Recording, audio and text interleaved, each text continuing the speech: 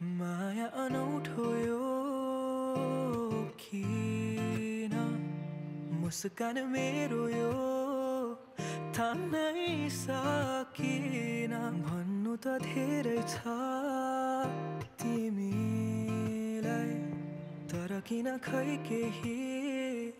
भन्नै सकिन तिमीलाई पनि यस्तै हुन्छ र कि मलाई सम्झी तिमी सपना बुन्छौ र त्यो शरद ऋतुको पात त्यो